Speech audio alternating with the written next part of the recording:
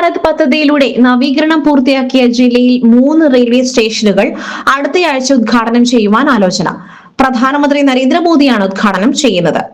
ജില്ലയിലെ നിലമ്പൂർ, തിരൂർ, പരപ്പനങ്ങാടി എന്നീ സ്റ്റേഷനുകളും ഫറൂഖ്, തലശ്ശേരി എന്നീ സ്റ്റേഷനുകളുമാണ് പാലക്കാട് ഡിവിഷന് കീഴിൽ നവീകരണം പൂർത്തിയാക്കി ഉദ്ഘാടനത്തിനൊരുങ്ങുന്നത്. തിരുവനന്തപുരം ഡിവിഷനിൽ നിന്നുള്ള ചാലക്കുടി, അങ്കമാലി സ്റ്റേഷനുകളും ഉദ്ഘാടനത്തിന് ഒരുങ്ങിയിട്ടുണ്ട്.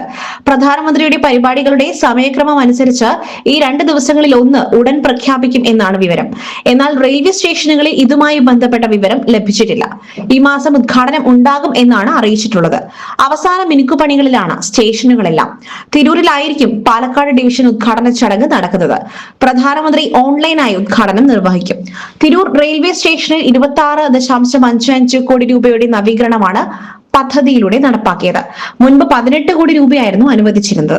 സ്റ്റേഷനിൽ പുതിയ കവാടത്തിന്റെ പണി അവസാന ഘട്ടത്തിലാണ്. ടിക്കറ്റ് കൗണ്ടർ, 2 ATMകൾ എന്നിവ പുനഃസ്ഥാപിച്ചിട്ടുണ്ട്. എന്നാൽ ഈ കെട്ടിടത്തിലെ മ്യൂറൽ പെയിന്റിംഗ് മാച്ചു.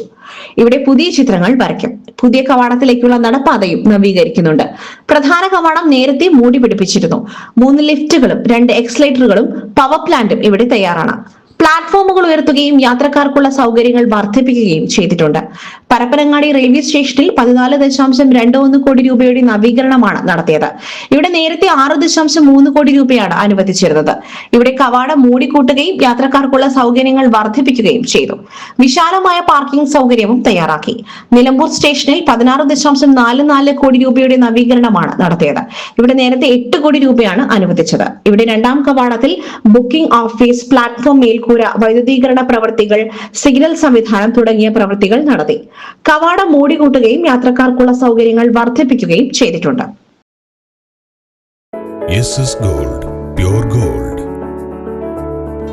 ഗ്രൂപ്പ് നിലമ്പൂർ.